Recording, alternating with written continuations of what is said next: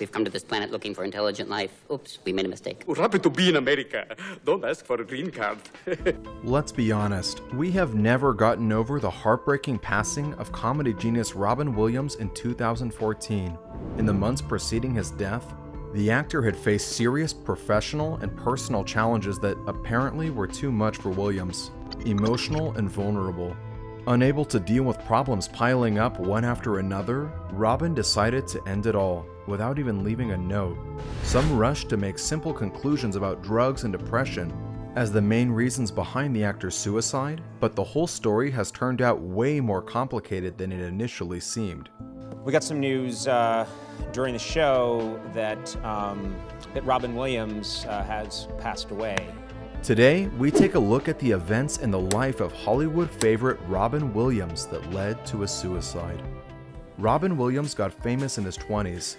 He started performing stand-up comedy in the mid-70s and soon rose to fame after garnering his breakout role in the sitcom Mork and Mindy. Around that time, the young actor found relief from the stress he was constantly experiencing, especially while performing stand-up in drugs. He told People in 1988, "Cocaine for me was a place to hide. Most people get hyper on coke. It slowed me down." And there'll be those nights when you do cocaine and you be like, I'm gonna die! I'm gonna die! I'm gonna die! And then you wake up the next morning, I didn't die. Let's try it again! In 1982, the drug abuse problem obviously became too real for Williams when his friend, actor John Belushi, died at the age of 33 from an overdose. This happened the morning after the two had partied together, along with the birth of his own son, Zach. These two events seriously struck the Hollywood star and made him quit drugs and alcohol. According to Robin, Belushi's death, quote, "sobered the shit out of me." Williams turned to exercise and cycling to help alleviate his depression, and it worked.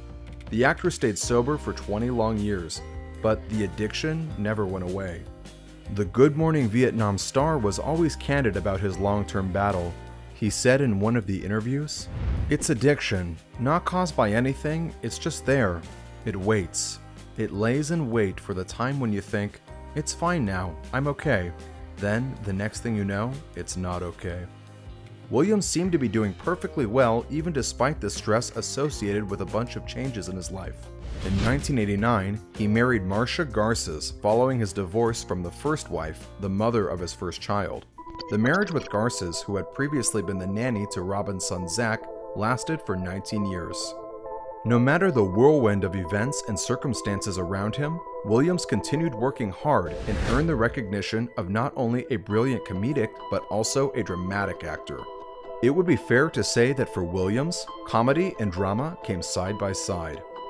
Comedy comes out of a deeper, darker side. Maybe it comes from anger because I'm outraged by cruel absurdities, the hypocrisy that exists everywhere, even within yourself, where it's hardest to see, he once said of his work. Being always busy was some kind of new drug, one that always gave him endorphins. We're going to talk about Shakespeare, someone who writes something very interesting. Now, many of you have seen Shakespeare Done very much like this. "O Titus, bring your friend hither." In one 2-year period, he made 8 movies. Williams feared that unless he worked that intensely, people might forget him. Before the new century kicked in, Robin Williams earned 4 Oscar nominations, with the movie Good Will Hunting having won him the award. While receiving his Oscar, evidently emotional, Williams made a joke the very moment he approached the microphone. This might be the one time I'm speechless. By the way, did you know that Williams improvised a lot of his most famous lines from this movie? He came up with the entire scene in which Sean tells Will about his wife's farts, which is why Matt Damon laughs so hard. It was genuine laughter. She used to fart in her sleep. I'm sorry I shared that with you. One night it was so loud it woke the dog up. Even the camera person is noticeably shaking, and maybe, just maybe, it was because the camera guy was laughing too. The incredible success, the peak of his career, was followed by a series of commercial and critical flops. Probably because of this, his addiction problems resurfaced. Williams brought it up himself, explaining in an interview with The Guardian how he started drinking again in 2003. I was in a small town where it's not the edge of the world, but you can see it from there, and then I thought, drinking. I just thought, hey, maybe drinking will help, because I felt alone and afraid. And you think, oh, this will ease the fear, and it doesn't. The death of Williams' close friend Christopher Reeve, followed by the death of his comedy mentor Richard Pryor just a year later, continued spinning him into a downward spiral. After his family staged an intervention, Williams checked himself into a rehab facility in 2006. Wait a minute. I am under rehab, but that's wrong. In recovery, he met his third wife, Susan Schneider. They wed in 2011. At the time, the actor was definitely confused and exhausted over the sudden change of his career perspective, with his successful projects from the 90s having been overshadowed by low-budget productions, canceled plays, and bad reviews. Soon, Williams started complaining about an array of symptoms, including indigestion, insomnia, and heartburn. A slight tremor cropped up in his left hand, which was attributed to a shoulder injury. Colleagues and co-stars couldn't simply recognize Williams on set. His eyes were dimming, and he seemed like the shadow of himself. Another blow came when the comedy show The Crazy Ones featuring the actor was axed by CBS in 2014, and Williams moved on to filming Night at the Museum, Secret of the Tomb. His makeup artist, Sherry Mins, described his time filming as a nightmare, recalling how the Hollywood living legend was sobbing in her arms at the end of every day. He just cried and said, "I can't, Sherry." I said, "What do you mean you can't?" He said, "I don't know how anymore.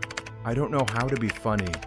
It was hard for everyone to see the man who has made millions of people cry out of laughter dive deeper and deeper into depression.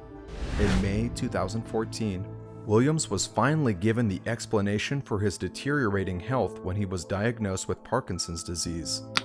Turns out that slight tremor had nothing to do with the shoulder injury.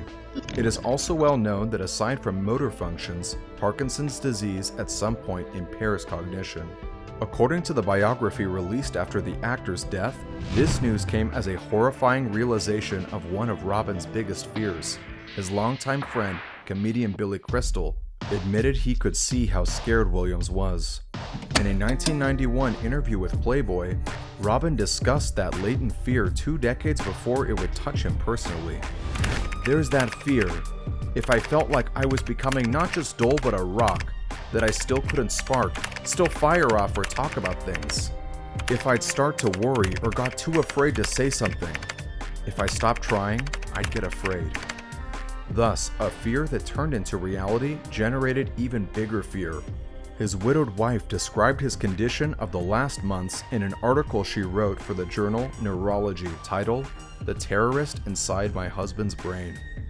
He hated that he could not find the words he wanted in conversations. He would thrash at night and still had terrible insomnia. At times, he would find himself stuck in a frozen stance, unable to move and frustrated when he came out of it. He was beginning to have trouble with visual and spatial abilities in the way of judging distance and depth. Despite the allegations, Schneider also revealed that in the period preceding his death, Williams had been sober. Moreover, just the night before the tragedy, she felt that her husband was getting a little bit better with the medication he had started taking. The next morning, knowing about Williams' insomnia, they decided not to bother him until 11 a.m. Upon entering his room, his personal assistant discovered the horrific scene. Robin had hanged himself with his belt. And then she sent me a text. Said, "He's not up yet. What should I do?" And I said, "Wake him." And then she called me back. What did she say? I can't even, I'm sorry. He didn't even leave a suicide note. By the time you see this, I'll be dead. I'll make this as simple as I can. 3 months later, the autopsy results came in and showed that Williams didn't have Parkinson's. It was even graver. He suffered from an incurable brain disease called Lewy body dementia that begins with memory problems and physical stiffness and graduates to extreme personality changes, psychiatric symptoms, and eventually death. This condition may have also contributed to his depression. To understand why 63-year-old Williams did what he did, Billy Crystal described how he was trying to picture the last days in the life of his close friend. I put myself in his place. Think of it this way. The speed at which the comedy came is the speed at which the terrors came. And all that they described that can happen with this psychosis, if that's the right word, the hallucinations, the images, the terror, coming at the speed his comedy came at, maybe even faster, I can't imagine living like that. Needless to say that after Williams' death, the whole world was crying together with the actor's family. Even the US President, Barack Obama, took time to pay tribute to one of the greatest masters of comedy. His statement read in part, "Robin Williams was an airman, a doctor, a genie, a nanny, a president, a professor, a bangarang Peter Pan, and everything in between. But he was one of a kind. He arrived in our lives as an alien, but he ended up touching every element of the human spirit." No matter how sad it is for all of us to acknowledge that Robin Williams is gone, we should admit that he has managed to leave behind an impressive body of work appreciated by several generations. It is true what they say, the artist's soul lives in his works. Williams' soul will forever remain in his iconic roles, thus he will always remain in our hearts. This video is in memory of legendary actor Robin Williams. We remember.